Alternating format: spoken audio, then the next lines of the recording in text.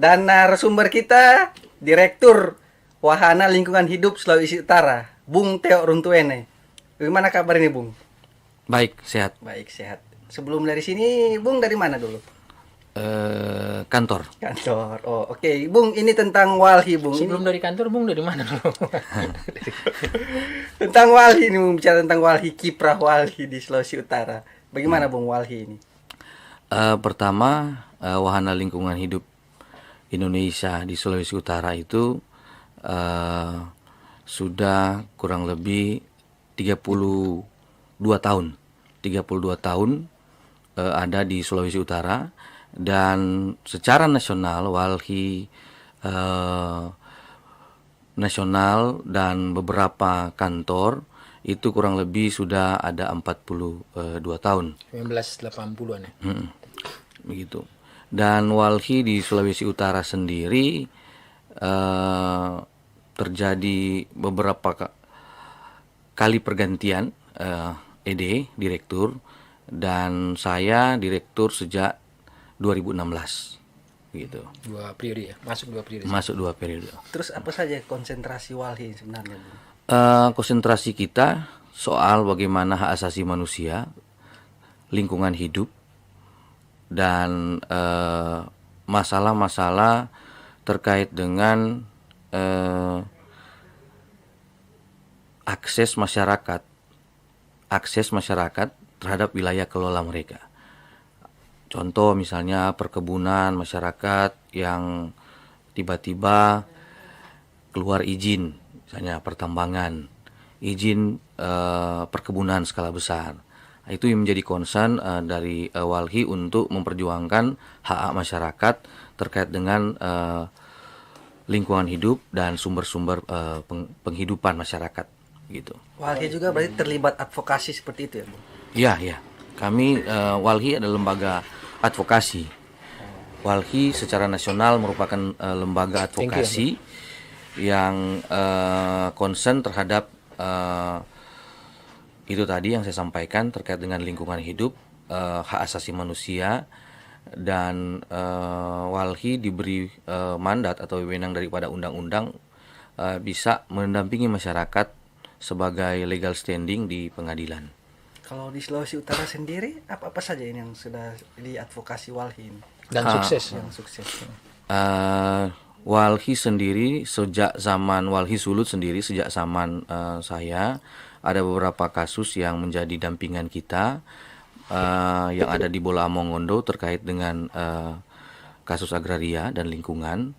Baru kemudian di Sangihe, tambang emas Sangihe, kita juga masuk dengan teman-teman jaringan lainnya. Tidak hanya Walhi sendiri, karena memang Walhi berjejaring, lembaga organisasi berjejaring, mempunyai anggota dan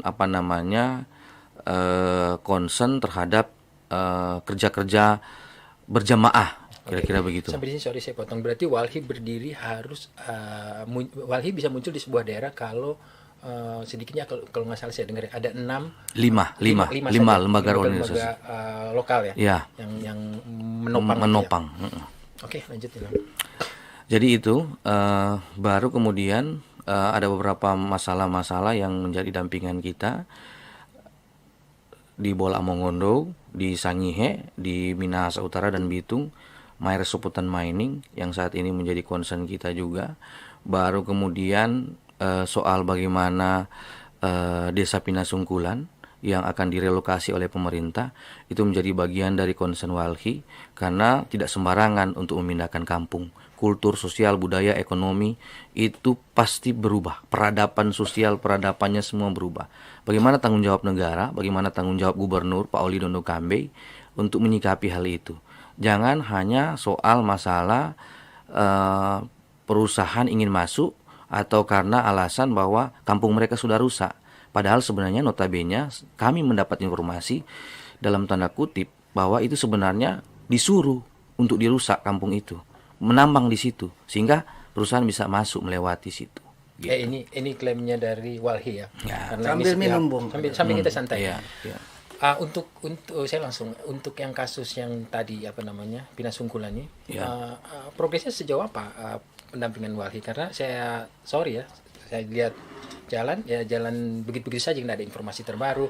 Rilis terbaru yang diberikan oleh Walhi soal temuan Walhi soal jalan. Nah, soal jalan, sorry, saya kritisi, saya cukup membingungkan apa saya salah membaca. Di situ Walhi hanya menyatakan bahwa diduga blasting dan lain-lain. Ada kata diduga kalau nggak salah ya. Bulan longsor lalu ya, Bang. Yang longsor ini. Ini kan ada kaitannya ya. Terus kemudian temuan jalan perusahaan, ada kalimat di situ. Nah, apa saya salah membaca apa tidak? Konsennya hanya di dua hal itu. Yang membingungkan saya, kenapa dengan temuan jalan itu misalnya? Atau karena memang saya salah membaca itu? Maksud saya adalah contoh untuk kasus yang di bukan Pinasunggulan, jalan yang longsor itu, progresnya sampai saat ini sejauh mana? Karena itu kan sudah di gubernur sendiri sudah konsen, semua sudah turun tangan. Nah, kalau dari Walhi sendiri sampai di mana persoalan ini? Kami masih tetap melanjutkan investigasinya, Bang.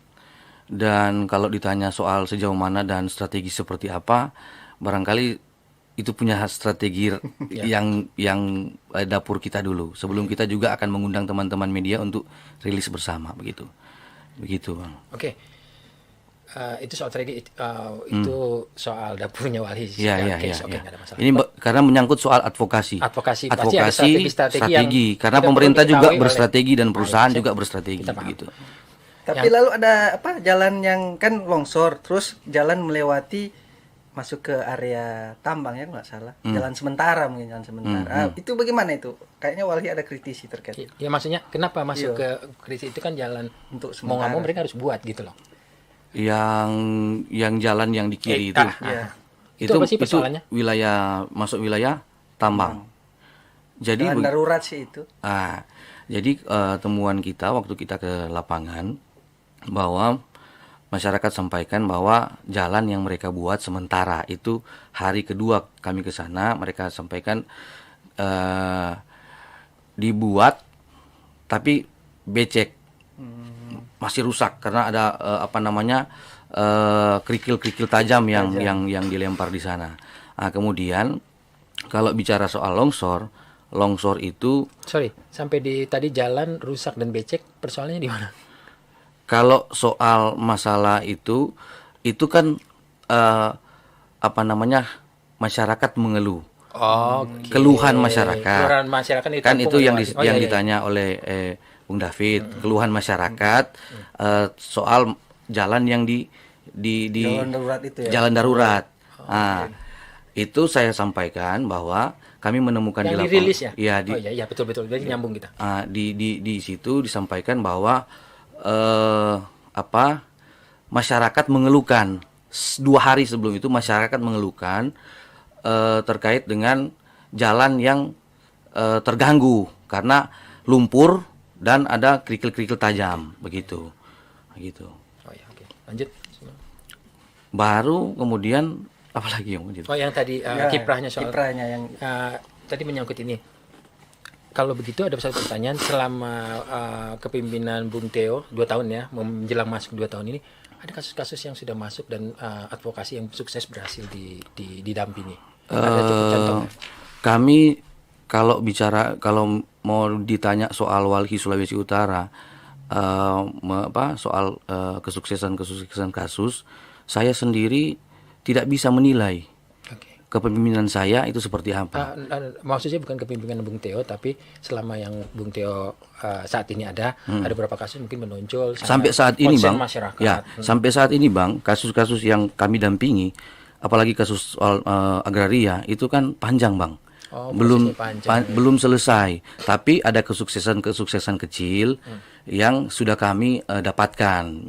Contoh misalnya kami bisa warga menang di pengadilan tingkat pertama begitu. Artinya semua kan berprosesnya panjang, Ya, oke. walaupun dibanding juga ada kekalahan, kasasi juga menang, itu kan capaian-capaian, tapi Bagian per bagian ya, nggak bisa saya nggak bisa sampaikan bahwa kesuksesan Walhi itu sudah selesai, karena soal bagaimana pendampingan masyarakat itu tidak akan pernah selesai. Mereka sudah menang di pengadilan pun tetap harus kita dampingi. Bagaimana misalnya soal akses mereka terhadap tanah misalnya. Kalau kita juga tidak dampingi, soal pengelolaan, tata kelola, bagaimana cara menanam yang baik, menemukan bibit yang baik terkait dengan jagung dan tanaman-tanaman lainnya yang bisa menguntungkan, itu juga akan jadi masalah buat masyarakat petani. Kita tahu bahwa memang petani sudah sangat berpengalaman, tetapi teknologi pertanian kita juga harus tidak boleh tutup mata begitu kira-kira Bang. Memperhatikan banyak hal, Ya, imbas ya, dari ya. sebuah persoalannya. Ya. Nah, terus ini yang terkait Sambil diminum, bro. Ya. Bro. terkait masyarakat kan di Sulawesi Utara ini banyak sekali wilayah tambang kan, tambang peti lah. Nah, kenapa tidak ini difasilitasi pemerintah untuk tambang rakyat seperti itu? Jadi izinnya resmi itu Maksudnya Walhi tidak membantu Walhi mendorong mereka mendorong. Untuk mendorong pemerintah, ayo dong pemerintah atau perizinan. bahkan Walhi menolak peti itu jangan gitu. Mungkin mengambil posisi seperti itu ya. Iya. Jadi begini Bang, kita itu selama ini tidak selalu kami sampaikan soal masalah pertambangan ilegal di Bola Amongondo, di Rata Totok itu semua itu makanan tahunan. Jadi itu tiap tahun itu terjadi. Pasti ada. Korban, begitu. Ditutup muncul ulang.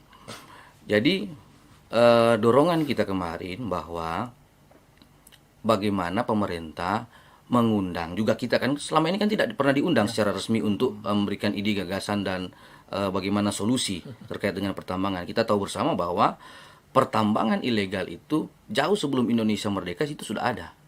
Tapi sampai saat ini ada regulasi yang mengatur bahwa hal-hal yang terkandung misalnya terkait dengan A, B, C, D yang tidak ada izin itu ilegal. Tidak ada pemasukan daerah, negara itu ilegal. Kan begitu Bang.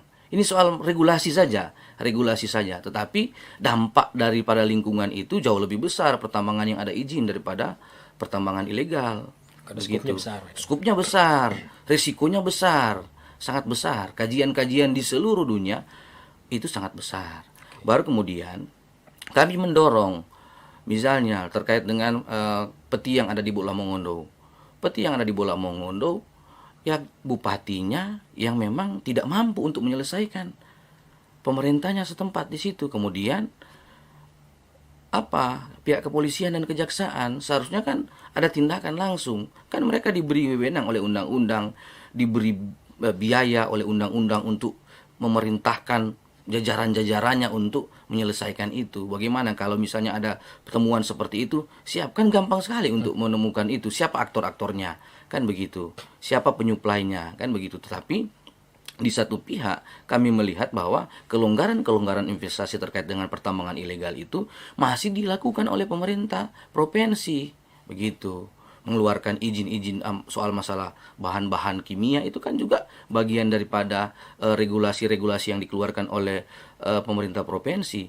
Kalau untuk ingin menyetop misalnya pertambangan ilegal, Tunggu dulu, kalau minyak soal penjualan kimia dan lain tadi sudah menyebut provinsi ya. Jadi data dari mana, itu menarik nih, sangat menarik. Data dari mana yang menyebutkan keterlibatan itu loh.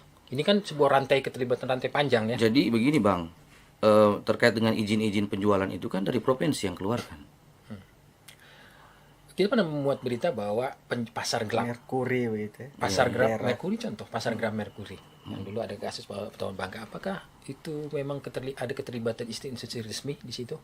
Pasar gelap Merkuri orang bisa dapat dulu kalau Bro ingat polisi Polair menangkap satu kapal isinya Merkuri. Dibawa dari Ambon kalau nggak salah. Nah, artinya bisa dari mana saja itu barang gitu. Pernah ingat nggak ya dulu kasus yang di satu kapal isinya berapa drum isi merkuri terangkap dan dibawa dari Ambon. Oke lah, ini hanya informasi tambahan. Jadi artinya bahwa untuk peti Walhi itu konsen juga ya. Artinya sampai sekarang tetap konsen ya. Kami konsen terkait dengan bagaimana menyelesaikan dalam konteks peti itu bukan menghilangkan, karena tidak akan hilang. Kita bicara rasional, realistis yang ada di lapangan. Apalagi sebagian tanah milik pribadi. Iya, berapa besar anggaran dari Polri untuk menyediakan BRIMOB untuk menjaga pertambangan ilegal? Itu kan ada anggaran, Bang. Setiap hari mereka jaga, setiap tahun. Itu tidak. Masyarakat ini soal juga masalah ekonomi. perut. Yang ingin kita sampaikan bagaimana pemerintah mengatur regulasi-regulasi itu terminimalisir dampak-dampak lingkungan kecelakaan juga di sana. Tetapi sejauh ini kami tetap konsen menyatakan penolakan terkait dengan pertambangan ilegal karena luar biasa. Korbankan nyawa Bang, bukan korban Tapi pencemaran. Wali juga berpikir cukup logis soal tadi. Soal logis, kami berpikir logis. Karena kan tidak juga kami sampaikan bahwa menolak tapi tidak juga memberi sumbangsi, tetapi kan sumbangsi itu kadangkala di saat kita bicara begini dikutip oleh orang-orang lain untuk dijadikan sebagai ide-ide resmi. Begitu. Tapi sejauh ini kami jujur sampaikan bahwa kami belum pernah diundang baik pemerintah daerah, kepolisian, Kapolda dan gubernur terkait dengan bagaimana solusi menyelesaikan pertambangan ilegal yang ada di Sulawesi Utara yang sudah berapa kasus korban jiwa. Terkait dengan misalnya penembakan itu juga belum selesai. Bagaimana kepolisian dalam hal ini mengungkap peluru, mengungkap hasil otopsi, itu keluarga juga kan terbengkalai sejauh ini. Hal seperti itu menjadi perhatian. Kami memberi alarm kepada pemerintah untuk juga sedikit bermurah hati dan konsen melihat masalah-masalah masyarakat kecil. Begitu. Kadangkala dengan satu bidang satu petak sawah mereka senang, tapi di saat dirampas mereka mau makan di mana? Banyak kasus itu di Sulawesi Utara seperti itu. Tapi Bro David, saya menjadi pertanyaan sama Wali itu kasus yang kasus yang dicermati dan disoroti itu cukup banyak sekali di Sulut. Jadi ada banyak kasus banyak maksudnya soal hak asasi manusia, tambang, agraria lagi tanah dan setiap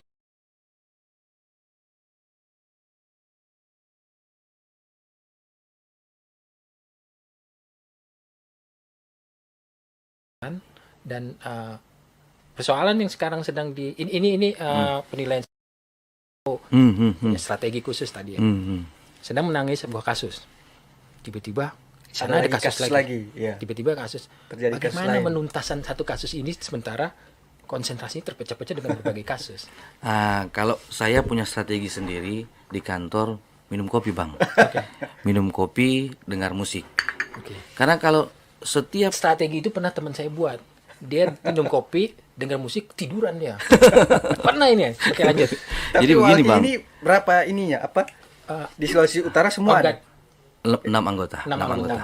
6 anggota. Oke, lanjut tadi. Jadi begini, soal satu kasus bagi kami itu kasus tetap sama beratnya. Tapi tinggal kita bagaimana menstrategikan kasus-kasus mana yang menjadi prioritas, kasus-kasus mana yang menjadi list untuk kita dampingi. Kan tidak hanya saya yang kerja Bang, ada teman-teman anggota 6 juga. orang itu ya? 6 orang termasuk 6 lembaga. Oh sorry, 6 lembaga. 6 lembaga, ya. Di dalam 6 lembaga itu ada teman-teman jaringan juga punya staf yang bekerja. Betul, dan jaringan-jaringan lembaga. nasional begitu. Sehingga kalau mau ditanya bahwa Walhi Sulawesi Utara itu ada begitu banyak kasus yang disoroti dan bagaimana fokusnya, ya kita paksa fokus Bang. Kita fokus. Bagaimana caranya? Minum kopi tadi. Minum kopi, dengar musik, santai-santai kita, baru kemudian ini Termasuk juga gitu berarti. kalau Bersuara. itu soal Mendesak seperti sama juga teman-teman jurnalis misalnya, di saat ada teman yang terkriminalisasi turun ke jalan menyuarakan kampanye soal bagaimana penolakan. Masih populer nggak sih turun ke jalan dan kampanye ini? Masih sekarang? masih populer, sangat populer, tergantung situasi dan kondisi. Kalau kami juga melihat sekarang kan situasi berapa persen orang Indonesia sekarang yang sudah punya gadget. Tapi kali-kali kita boleh juga turun ke jalan, melihat situasi dan kondisi. Itu tergantung strategi-strategi yang kasus itu, begitu. Kalau misalnya kasus ini, jadi begitu, Bang. Ada capaian-capaian misalnya kasus A, ini harus dikampanyekan lebih kuat di media elektronik begitu. Ini harus turun, Bang. Oke. Harus. Terkait pertanyaan ini, Bro David. Jadi gini, kasus yang masih hangat ya soal penolakan tambang di Sangihe ya. Nah, saya sempat mengikuti Walhi di awal sempat ikut turun ke sana satu kali. Ya turun ke sana, kalau nggak salah satu kali ada turun ya tim ke sana. Iya. Nah, tapi tapi kalau saya salah dikoreksi dan memang harus diklarifikasi. Selanjutnya Walhi tidak muncul lagi di situ. Artinya apakah Walhi memang punya strategi muncul Booming terus langsung diam. biar saja kasih Kami lokasi selama ini muncul biarkan kasih di rekan-rekannya atau bagaimana? Kami selama ini tetap masih concern melakukan penolakan terhadap tambang emas Sangihe. Itu dilakukan oleh teman-teman mahasiswa, teman-teman jejaring anggota. Banyak pihak ya yang terlibat situ. Jadi dalam konteks Walhi Sulawesi Utara sampai saat ini ditanya terlibat atau tidak, kami sangat terlibat. Karena beberapa kali mereka rapat-rapat di kantor terkait dengan advokasi strategi advokasi di soal tambang emas Sangihe ini. Begitu. Teman-teman jaringan juga. Jadi keterlibatan itu kan Komunikasi seperti apa sih dengan teman-teman jaringan yang lain, karena kan pernah nggak mereka itu bergerak sendiri? Padahal satu tubuh. Sebenarnya bisa nggak saya sampaikan gini? Walhi, jaringan-jaringan yang lain ada beberapa ya, banyak. Ada 6 tadi ya. 6. Mereka tuh kalau saya analogikan, betul nggak mereka satu tubuh dengan Walhi atau Bergerak hanya organ lain gitu. sebuah organisasi yang terbentuknya memang harus ditopang oleh lima tadi ya, 5 itu terus setelah itu bekerja sendiri atau bagaimana? Kami tetap satu komando, artinya tetap kami memantau semua lembaga-lembaga yang turun di Yang situ. komando siapa? Walhi. Ya. Oke. Jadi Dan nggak juga bisa teman-teman mereka bekerja sendiri, jaringan kan? lainnya. Tiba-tiba mereka Iya, mengadvokasi iya. tanpa pengetahuan Walhi bisa nggak? Iya. Bisa nggak? Itu sejauh pokoknya jadi begini Bang. Jadi kita sudah itu memetakan terkait dengan lembaga-lembaga kita yang ada di sana, orang-orang mahasiswa dan semua itu. Kalau di luar itu ya silakan mereka mau urusan apa atau mau melakukan kerja-kerja advokasi seperti apa, ya silakan. Tapi sejauh ini kami sangat memantau itu. Anggota kami sangat memantau itu. Anggota Yang Walhi 6 itu. ini Iya, anggota Walhi itu sangat memantau terkait dengan gerakan-gerakan di lapangan juga begitu. Tapi kalau yang itu Sangihe itu apa Walhi sudah membawa prosedur ke proses hukum atau hanya menyampaikan aspirasi dari Penolakan bawah, misalnya. gitu? Tolak. Itu sekarang sementara digugat di Jakarta terkait dengan sudah berproses ya? izin Menteri SDM. Yang menggugat itu Walhi, Masyarakat. Tapi Walhi mendampingi. Mengadvokasi. Masyarakat anggota kami mendampingi di situ. Oke. Masyarakat dan anggota kami mendampingi dan kami juga sering melakukan pertemuan di kantor begitu. Nah terkait sorry Vin, saya Iya. banyak ini. Silakan lanjut Habis dulu. ini lah, Vin. Iya. Kebetulan Ini ketemu seru sama ini kayaknya seru. Jadi gini bro, no hard feeling ya. Berarti ini hanya sebuah pertanyaan dan banyak sekali masyarakat tanya. Keberadaan Walhi itu sebenarnya fungsinya apa sih? Mereka masih bingung. Tapi sudah terjawab tadi di awal bahwa ya sedikit visi dan misinya Walhi berdiri di Indonesia dan khususnya di Sulut seperti apa. Tapi begini, ada anggapan bahwa kalau ada kasus tambang, kalau ada kasus-kasus yang menyangkut dengan tambang dan lain-lain, Walhi akan muncul dan kemudian akan diam. Tanda kutipnya mungkin setelah itu selesailah. Ini anggapan-anggapannya. Anggapan di luar ini. Bisa nanti Bro Theo jelaskan tidak seperti itu dan segala terserah. Tapi ini yang perlu dijelaskan kepada masyarakat karena jujur saja sebenarnya Walhi di zaman saya terkenal. Keberadaannya luar biasa. Advokasi banyak dilakukan sampai dia dengan Greenpeace waktu itu saya ingat sekali. Nah, saat ini mungkin agak sedikit tenggelam karena mungkin publikasi ya. Saya nggak tahu karena apa. Karena mungkin juga strategi Walhi juga nggak terlalu banyak mempublikasi apa yang dilakukan. Mungkin itu. Nah, banyak yang beranggapan bahwa ada kasus nih, misalnya contoh ya. Contoh saja ini contoh tapi bukan contoh yang valid. Bahwa benar-benar terjadi. Ada kasus tambang bersuara Walhi dengan beberapa timnya dan segala macam. Setelah itu muncul, diundanglah bicara. Setelah itu selesai. Kasusnya selesai. Apakah itu betul-betul terjadi? Gitu. Kasus yang mana itu Bang? Contoh kasus, misalnya kasus panas saja. Misalnya kasus Dia contoh ya, panas di awal. yang tadi saya bilang Yang mana kasus? Sangihe atau kasus yang di jalan tambang yang putus. Oh ramai nih, ini terus apa? Pertanyaan setelah itu apa? Atau karena Walhi tidak mempublikasi lagi, kata wartawannya tidak. Wah, itu bisa saja kan terjadi. Sejauh saya menjabat sejak 2016 itu belum pernah terjadi. Itu belum Poinnya pernah sih cuma terjadi. bilang begini, wali itu dibeli, tanda kutip ya. Oh setelah itu kan wali kan lantang gitu. Kami selama ini buktikan saja kalau kami dibeli. Ya. Mm-mm. Artinya- Tinggal publik membuktikan atau siapa yang melakukan pembelian itu silakan. Silakan Pak. Mm-mm. Ya, Silakan. dia bisa menjawab semua. Kan isu bang. Ya isu, justru ini Dan isu penting, murahan dan kita juga nggak bisa Nggak bisa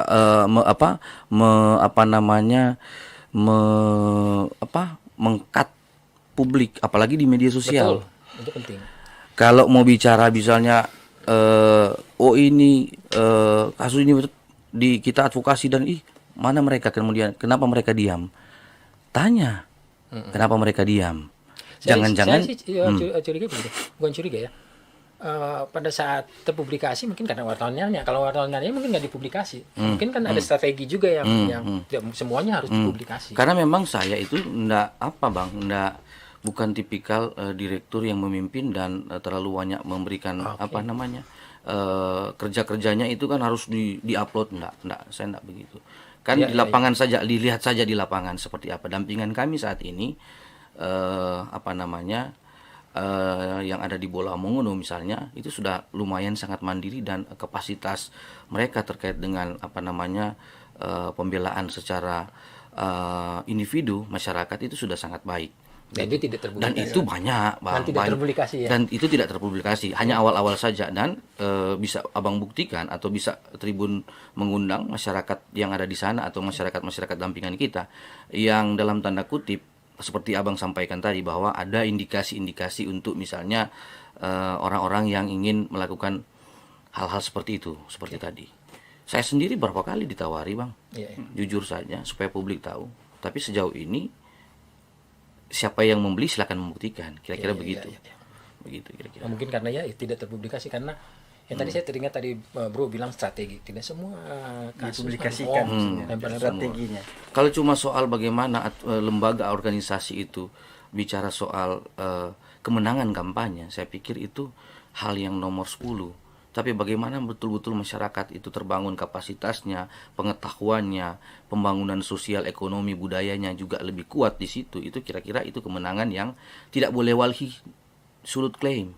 Itu kemenangan rakyat, Bang. Hanya ya bolehnya advokasi, pendamping dan pendamping. Kita ini hanya sebagai orang-orang yang diberikan sedikit kemampuan oleh masyarakat untuk dan undang-undang untuk mendampingi secara legal. Ya, secara legal kepada masyarakat. Dan itu tidak boleh kita klaim. Saya selama menjadi direktur tidak pernah mengklaim. Jadi ini di belakang layar begitu. Tidak juga begitu, tidak juga begitu.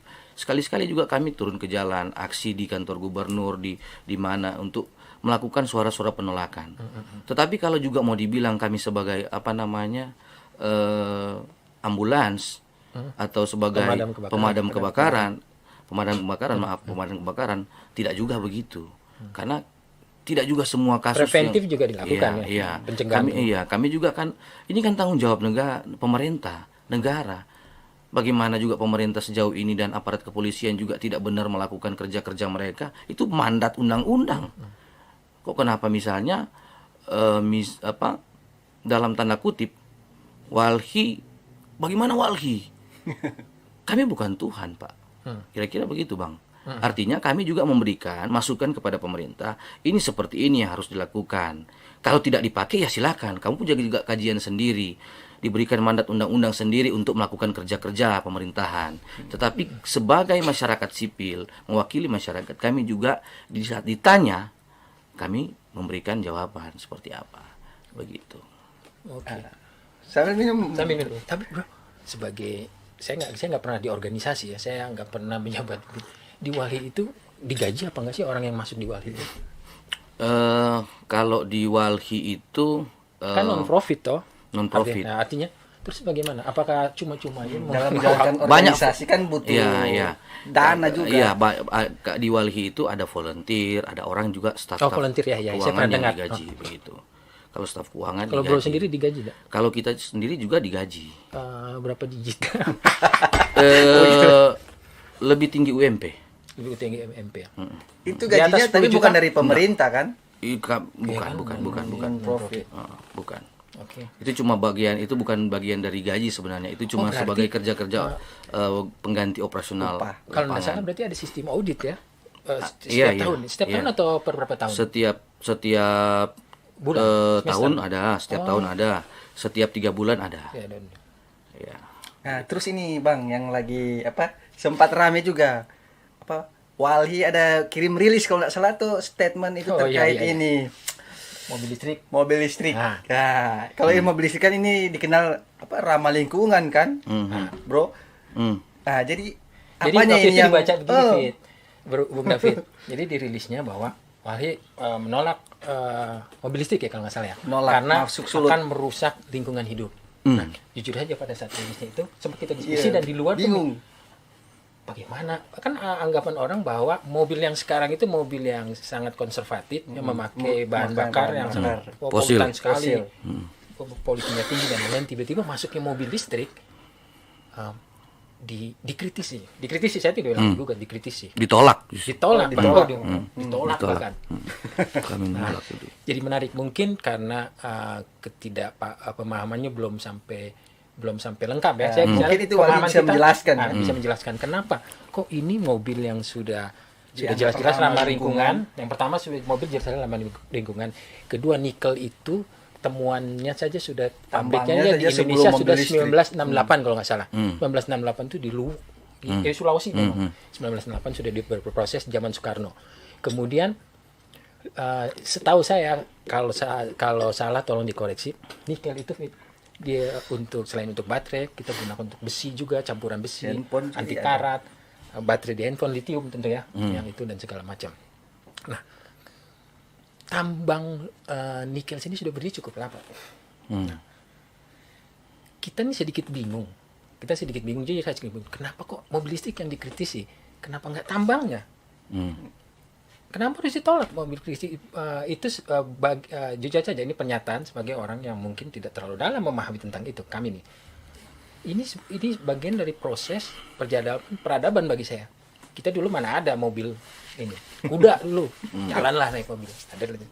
Semua akan sampai di titik yang memang tidak bisa kita tolak. Ini pemahaman secara subjektif ya. Nggak tahu kalau pemahaman dari Wali.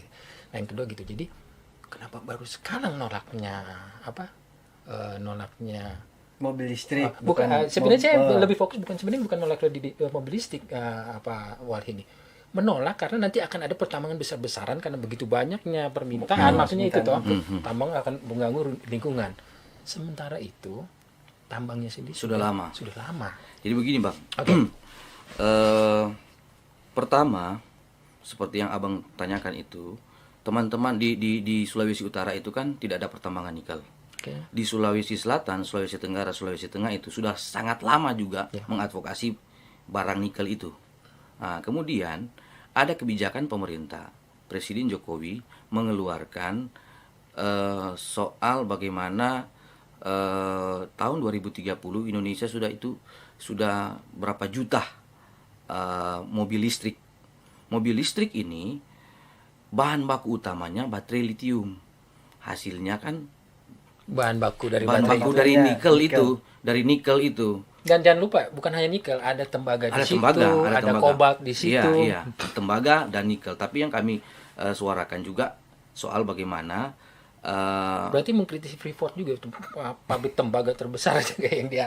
pabrik tembaga, tapi kan mereka sekarang sudah bukan pabrik tembaga, sudah ganti, sudah pabrik Ya, perusahaan gold ya, Mas. Gold mining. Jadi begini, solusi dari kebijakan yang dilakukan oleh pemerintah Joko Widodo terkait dengan bagaimana menjutahkan mobil listrik di Indonesia itu merupakan solusi, menurut kami itu solusi palsu. Karena apa? Di satu pihak di kota itu ada ramah lingkungan, tidak ada asap. Betul. Tetapi di Sulawesi Selatan, di Sulawesi Tenggara, di Sulawesi Tengah itu ada perampasan lahan, hak asasi manusia, pencemaran lingkungan terkait dengan pertambangan nikel itu sendiri. Kira-kira bagaimana pemerintah dalam hal ini, kebijakan-kebijakan pemerintah terkait dengan penyelamatan hutan, soal bagaimana kebijakan-kebijakan yang ramah lingkungan, kebijakan-kebijakan yang berdasarkan pertemuan di Paris soal bagaimana menekan suhu bumi itu, kebijakan-kebijakan yang kami mau itu, yang kami ingin sampaikan kepada Pak Presiden juga itu soal bagaimana keadilan iklim. Keadilan iklim itu setiap warga negara, bayi sampai orang yang sudah tua itu berhak mendapatkan itu. Orang yang sudah tua itu perlu oksigen, perlu air. Bayangkan itu perempuan di sana, di daerah-daerah lingkar tambang yang ada di Sulawesi Selatan, Sulawesi Tengah, Sulawesi Tenggara. Kalau abang-abang mau ke sana, lihat sendiri bagaimana dampak pencemaran, bagaimana dampak kriminalisasi masyarakat terkait dengan pertambangan di sana. Begitu kira-kira, Bang. Di satu pihak, tapi kenapa, sorry ya, ini lagi kenapa harus mobil listrik ya? Sementara ini mungkin Bro Theo sudah juga tahu bahwa saat ini pun ada pengembangan baterai mobil listrik tanpa nikel dan kobalt. Sudah berproses ini. Artinya untuk semua sudah baterai ini sedang dalam proses ya.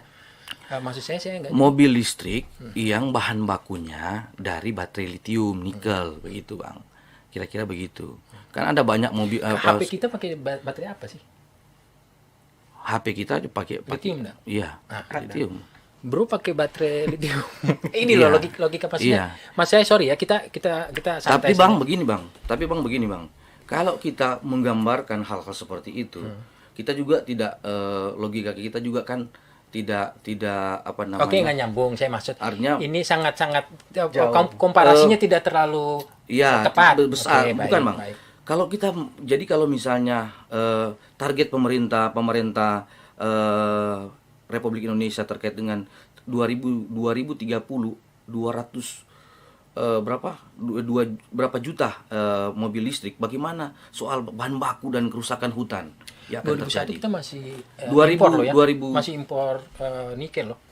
Setahu kita masih impor, dan saya nggak tahu itu yang di Indonesia ekspor, ini juga impor. Kita juga impor nikel gitu loh. Tapi oke lah, sedikit saya punya gambaran yang maksudnya mungkin nyampe ke saya sedikit. Mungkin Bro paham ya berarti. Karena saya agak terganggu di ini ramah sudah lama lingkungan. Ini pilihan yang bagi saya terbaik. Polisi ada berapa polusi yang disebabkan dengan kendaraan, menurut saya awam ya, kendaraan konvensional sekarang. Polusi udara, polusi suara.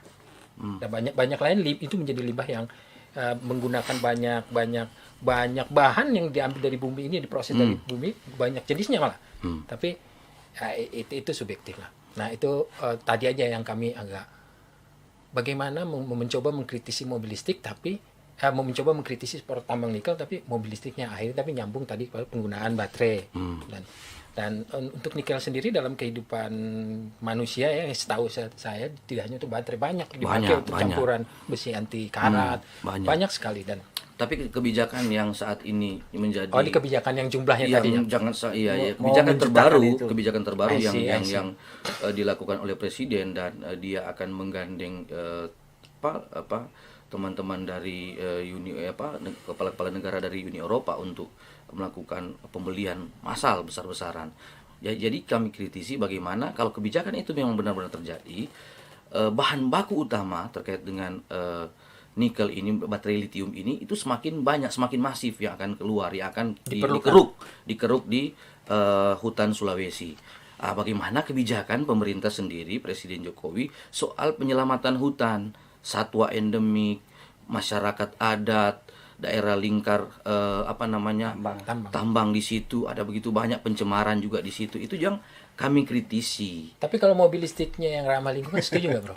Kalau mobil listrik yang ramah lingkungan dan tidak memakai bahan baku yang merusak lingkungan, ya kami sangat setuju. Kami setuju. Tapi yang persoal tambangnya. Kalau begitu tadi kan Walhi sempat di awal bilang Walhi itu tidak hanya akan mengkritik, tapi akan memberikan solusi. Memberikan minimal sebuah pilihan lain lah. Apa solusi Walhi terkait soal mobil listrik tadi? Mobil listrik tapi minimal tidak meminimalisasi penggunaan nikel, misalnya seperti itu. Apa ada solusi sedikit nggak yang bisa menjadi kan banyak pilihan? Sekarang teknologi kan banyak, Bang. Seperti yang tadi saya bilang, tenaga matahari. Tenaga matahari juga kan bisa. Tenaga matahari bisa. Kita juga menggunakan misalnya banyak temuan-temuan yang sekarang terjadi di Indonesia dan di luar negeri soal bagaimana contoh misalnya tumbuh-tumbuhan yang di sekitar kita. Eceng gondok juga kan bisa dipakai sebagai bahan menggerakkan mesin. Itu kan hal-hal seperti itu yang penting untuk juga menjadi konsen pemerintah. Yang kami sampaikan juga kepada pemerintah bagaimana melakukan kebijakan-kebijakan itu yang sangat kami memikirkan itu Soal masifnya ini. masifnya dan sangat berdampak nantinya. Karena ini soal Indonesia akan menjadi nomor 1 dunia. Itu target presiden. Dan itu menjadi sangat berbahaya di hutan yang ada di Sulawesi dan Maluku begitu. Kira-kira Jadi begitu. kalau Walhi sulit, apa yang sudah dilakukan untuk ini? Selain terus mengkampanyekan ini. Yang sempat kita muat juga ya, yang itu apa lagi yang akan dilakukan? terkait mobil listrik ini. Ya advokasi ya. Bukan mobil listrik, terkait nikel, soal Nikel pertambangan. pertambangan nikel juga teman-teman di beberapa daerah di Sulawesi Selatan, Sulawesi Tenggara dan Tengah itu sementara menampingi masyarakat yang kena pelanggaran hukum, pencemaran sebagainya juga di lingkar tambang itu mereka sementara dampingi. Dampak turunan dan itu, lain-lain ya. dan itu sementara berjalan begitu kira-kira.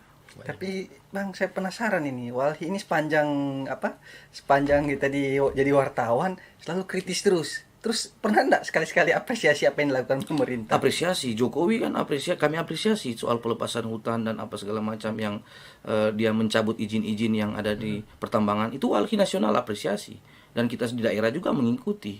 Kira-kira kalau abang-abang membaca soal apresiasi Walhi terkait dengan pemerintah banyak Bang.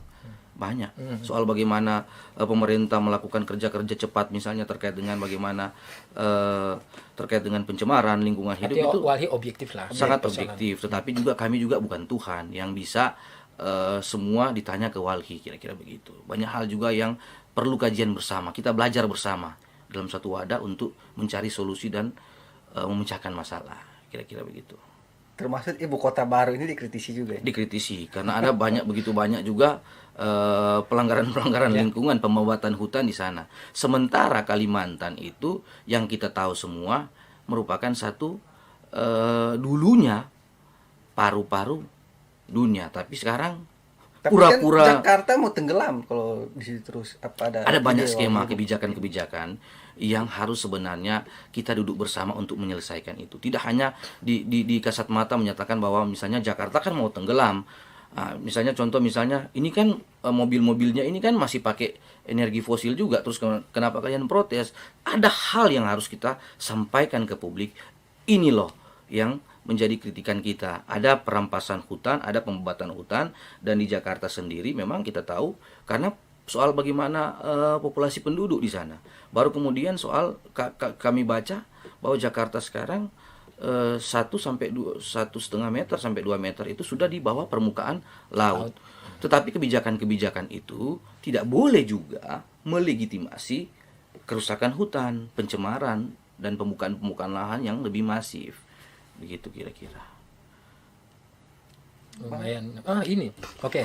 Ada lagi. Artinya kayaknya serius ya, sekali ngobrolnya. Nah, ini menarik Itu soalnya. Walhi. Ini saya dari orang bodoh aja, mungkin saya agak awam. Sambil Jadi minum. begini, Saya juga bodoh Bang, yes, kalau gitu.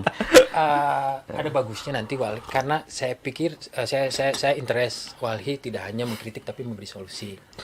Mungkin ke depan bukan mobil listriknya tapi yang dikritik, tapi cara pemakaian jenis baterainya. Seperti yang tadi saya bilang tadi, sedang diproses baterai tanpa nikel dan kobalt.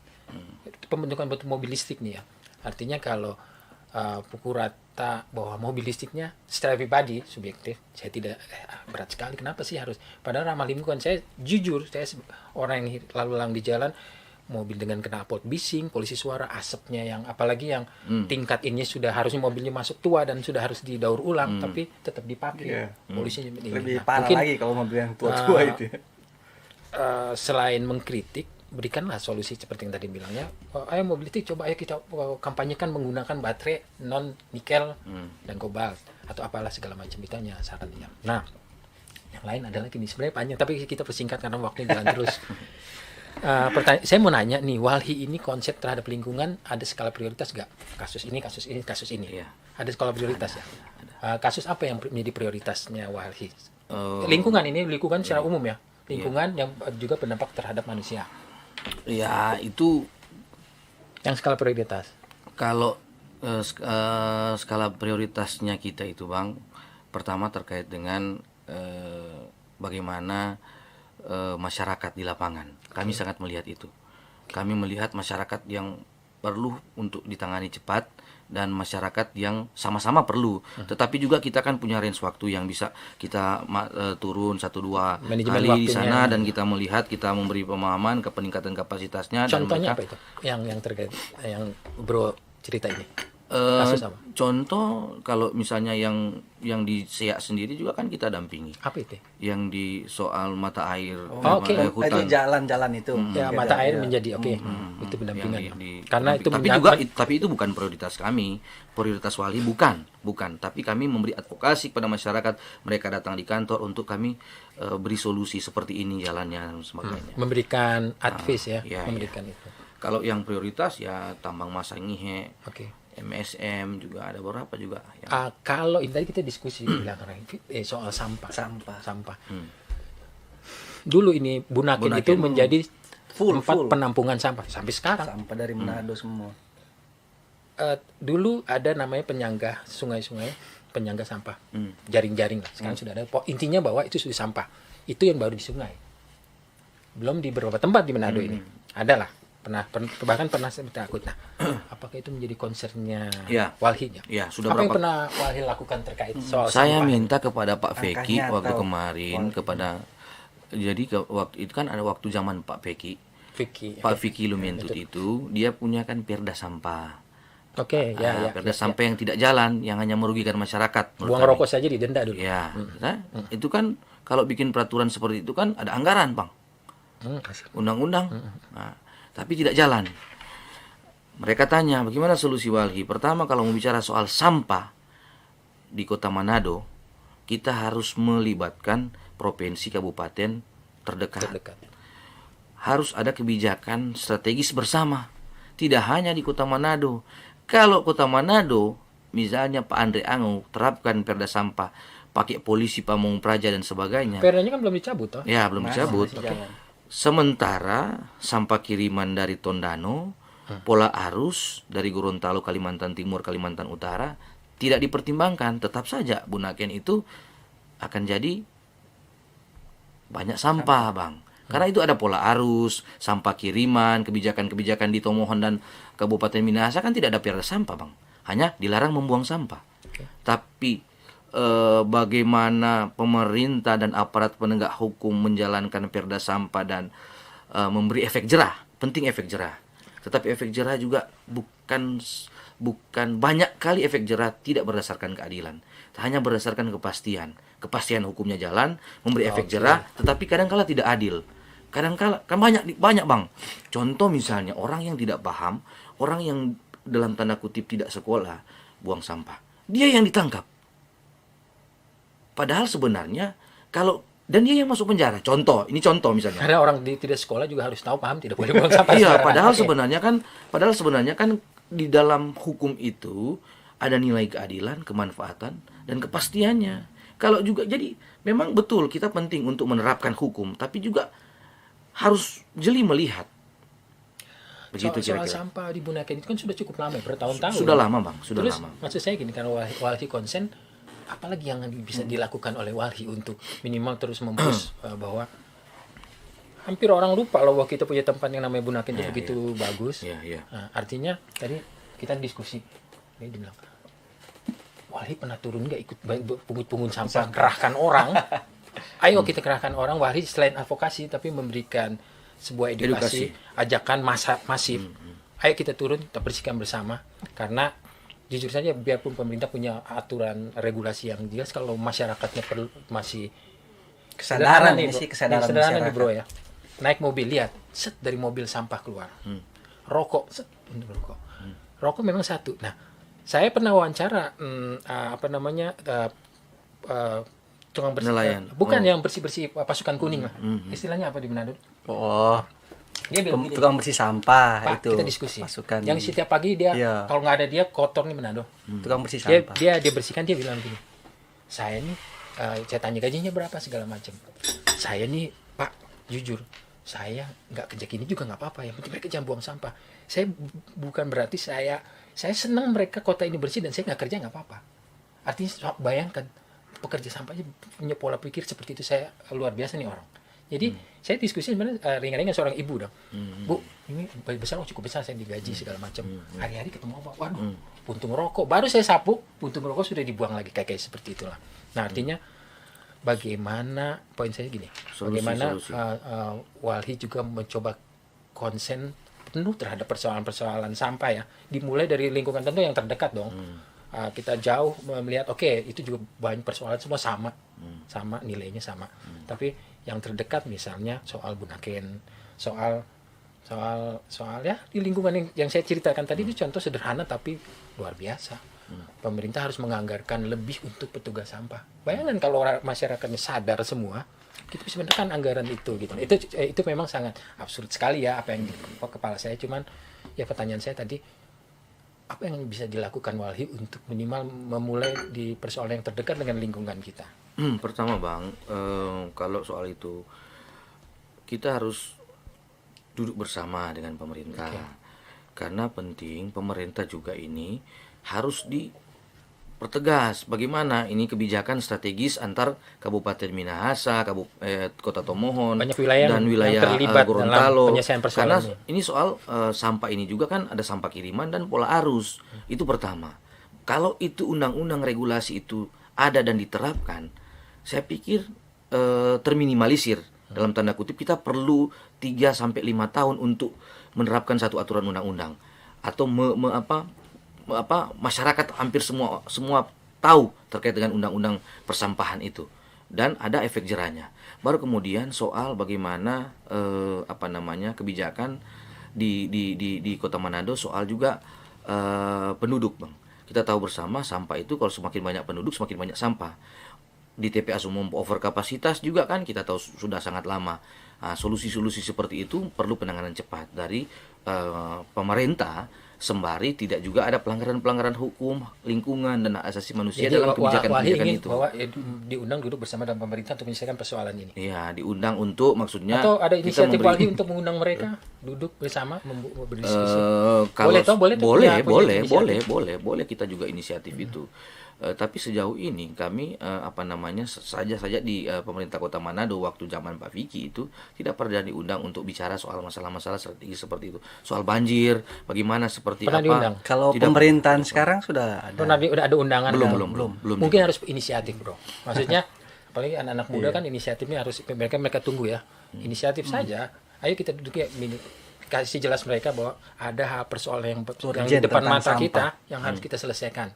Sampah ini isu yang sangat bukan sangat lama tapi sangat strategis. Sampah ini bisa dijadikan sebagai isu politik. Ya. Isu politik. Jadi itu tergantung kita mau mengarahkan kemana. Ya. Tergantung Walhi mau membawa begininya kemana. Saya yakin peran Walhi sangat penting di sini karena di depan mata kita. Solusi yang kemarin kan juga soal bagaimana. Tapi kan nanti ke depan ada apa TPA Ilo-Ilo ini untuk 4 kabupaten kota bersama. Iya, ada TPA Ilo-Ilo yang sementara dibikin, tapi itu kan ada masyarakat juga di sana yang menyampaikan penolakan dan lain-lain di sana. Itu yang harus dipikirkan dan diminimalisir oleh pemerintah sebenarnya. Kami sih sangat objektif untuk melihat hal-hal seperti itu. Tapi saya setuju bahwa peraturan yang itu tegakkan, jangan hanya dimunculkan saja. Perda itu belum dicabut. Buang rokok denda loh. Iya.